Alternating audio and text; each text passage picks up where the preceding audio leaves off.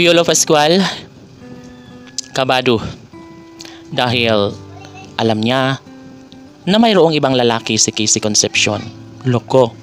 Hala no? Paano na lang kaya ang kanilang mga sumpaan? Paano na lang kaya ang kanilang pagmamahala na walang hanggan kung tuluyan man lang na mawasak ang kanilang relasyon? Sa puntong ito ay hindi na mahalaga para sa mga netizens kung ano man ang mga nakaraan sa pagmamahalan ni Papa P at Christina.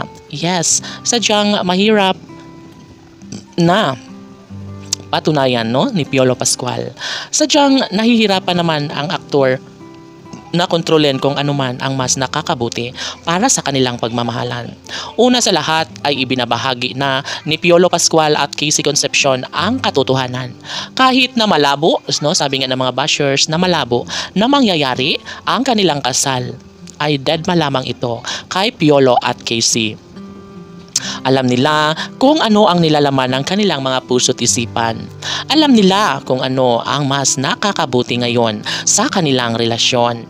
Bagkus sinubok sila ng tadhana ay sinisiguro pa rin ni Papa P at Christina na magkaroon ng magandang kahihinatnan ang kanilang relasyon. Maaaring maisakatuparan ang lahat ng kanilang pag-iisang dibdib sa tamang pagkakataon.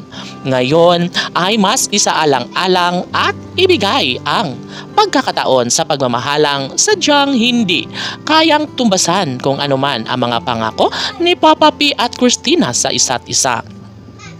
Marahil naging malupit ang tadhana sa relasyon ni Papa P at Christina ay syempre hindi naman papayag si Piolo Pascual na mawala sa kanya ng tuluyan si Christina. Opo, aminado rin naman na minsan si Piolo Pascual ay kabado rin naman siya dahil nga ang pagkakaalam niya ngayon ay mayroong lalaking ibang minahal si Casey Concepcion. Ngunit sadyang bale wala lamang ito ni Papa P dahil alam niya na siya lamang ang lalaking tinitibok sa puso ni Christina at wala nang iba pa.